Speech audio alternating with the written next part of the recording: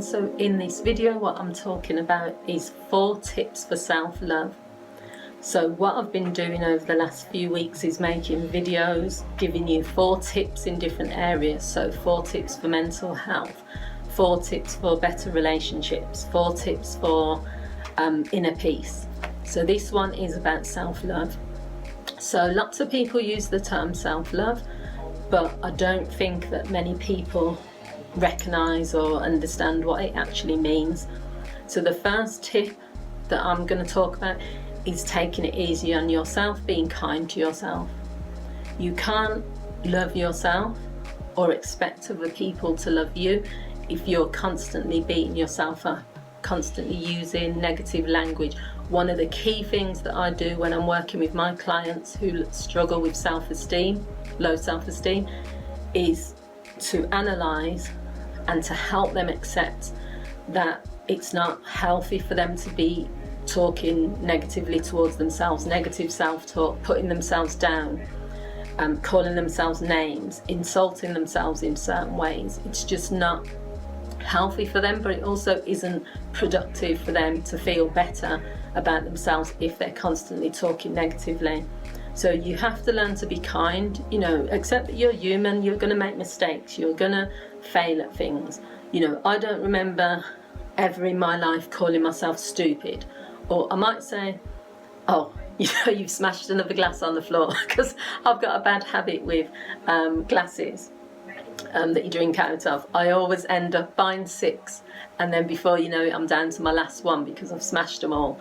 Mirrors as well, I smash. I don't turn around and say, I'm stupid, you're clumsy, why did you do that? Beat myself up. I don't. I just say, oh well, I'll have to go and buy some more. So it's being kind to yourself. The second one is to be selfish. It's okay for you to take time out for yourself.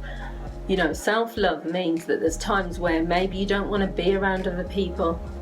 Maybe you just want to go and get some pampering treatments. Maybe you just want to be by yourself. It doesn't mean, everyone has to understand that or accept it. But if you're okay with it, then that's fine.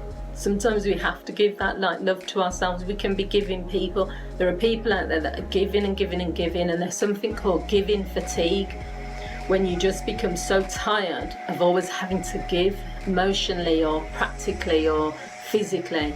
So it's all right sometimes to say, do you know what? I just want time for me. The third one is to make a promise that you will operate from a place of only doing and saying what is helpful and not hurtful. I've made a video about this, so I may link it in the description. And it's called, is it hurtful or is it helpful?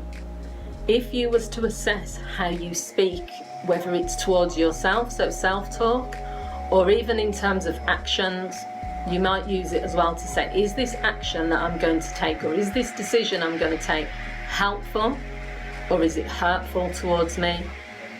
Will it help me on my journey to self-love, or will it hurt me on my journey to self-love? So assessing things makes it easier than when you're making decisions about what you should do or what you should say. And the fourth one is appreciation, and that includes that includes affirmations. It includes being grateful. So gratitude, whether it's writing gratitude diaries down, whether it's getting up every day and being grateful for things. Affirmations can be created by yourself, or you can find affirmations online. When you do affirmations and you're talking about yourself in them, so you'll say, I am happy that I'm in the position I'm in. I am grateful that I no longer view myself as being ugly. I am happy that I am someone who people feel is kind, or I'm just making these up. They're not good examples, but what you can do is being grateful means that you appreciate the person you are now. You don't keep talking about what you could become in the future. You don't keep talking about who you were before. You focus on the present. Your gratitude is based on who you are. It's based on what you have. And I just think it's a really good way of you connecting with yourself and not beating yourself up, and being happy and being proud. So that's all I'd say really, is self-love is a journey. You don't wake up one day and just become this confident, glowing person if you've struggled with low self-esteem in the past. And self-esteem can go up and down depending on what's happening in your life, depending on the people around you, depending on the environment. So all you can do is just keep working on it. So I hope you found this video useful. Please feel free to share, to like, to leave your comments, because I'd love to hear what you've got to say. And please subscribe to my channel if you've enjoyed watching this video. Take care, and I'll see you all again soon. Bye.